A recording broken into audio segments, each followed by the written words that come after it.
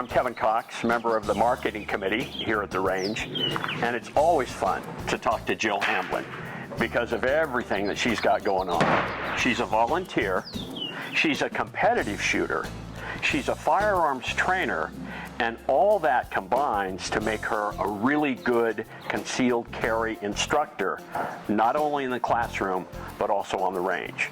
Jill, thanks for doing this. Thanks, Kevin. You have a really unique story to tell about being so afraid loading a gun that you thought the bullets in the magazine would explode. Yes. So how do you go from that to where you are now?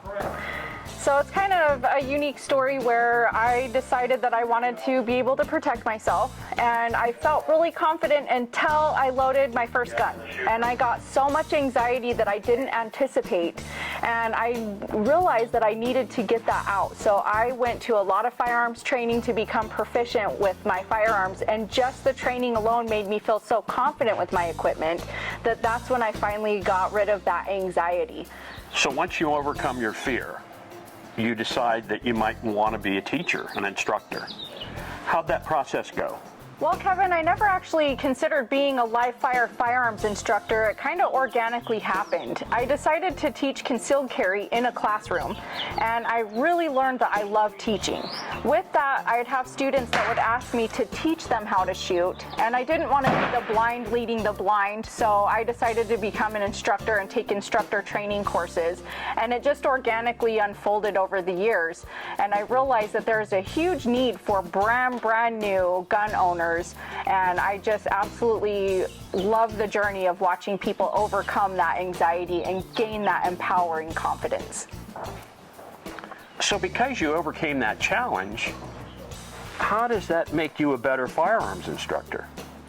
I really believe that because I've been there and know what it's like to have that anxiety and to not know about a firearm, I remember what I needed to learn to become confident. A lot of instructors go right to the range, start live fire, but they don't really teach from the ground level first. And that's where I really shine, is getting you completely confident with your equipment way before we start firing.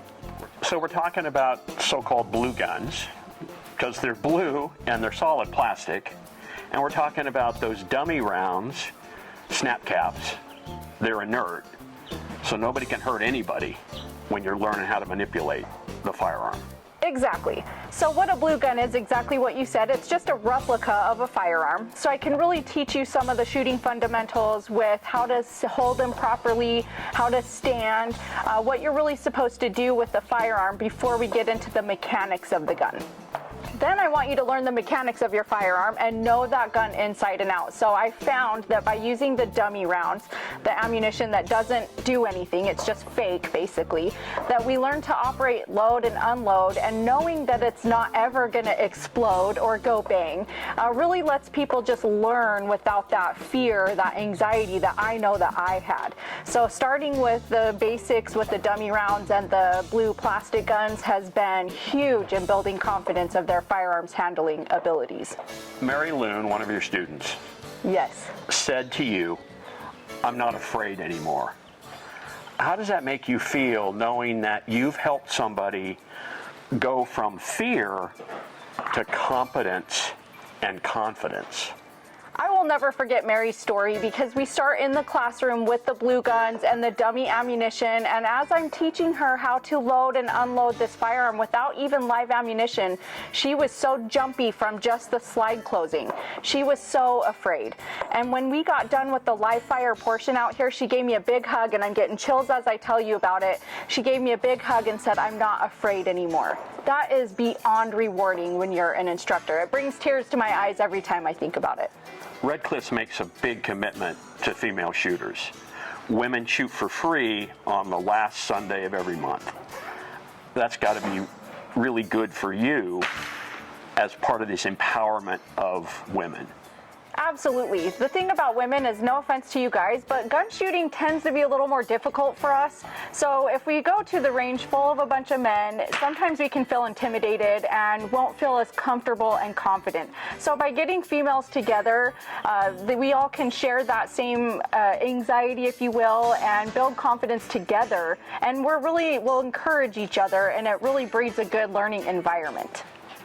What advice can you give a man who wants to fix everything? Oh no, do it this way. Oh no. I mean, it must drive you women crazy. Actually, Kevin, that is my most challenging student, to be honest. What I always ask my students to do is just learn something new and let me teach you my way, and if it doesn't work for you, it doesn't work for you. But ideally, the best thing that we want to do is build a natural point of aim for you, a natural stance, something that's natural, so we try not to tweak every single thing. We can just fine tune. So if they'll be open to letting me kind of adjust, then we kind of have a happy medium between the two of us. Are women just naturally, though, more amenable to coaching, to instruction? Do men think we know it all? Oh, you hit the nail on the head, Kevin. I think the reason why women are more amenable to it is because, number one, most of them don't know already. So they're coming in like a brand new baby. So when you have bad habits, it takes 15 times longer to unlearn a bad habit to relearn. But a lot of people are really stuck in their ways. And also, older people have learned some outdated techniques. And even though it was taught and working then, we've now kind of grown with some new, more modern techniques, and they're not familiar with it. And anytime you learn a new skill, it's challenging. So then they blame me instead of them learning. But and at the end, I usually can show them a few things that they didn't know and will make you a better shooter. For women especially, how important is it, as I've heard it described, to be your own first responder, to be able to protect yourself?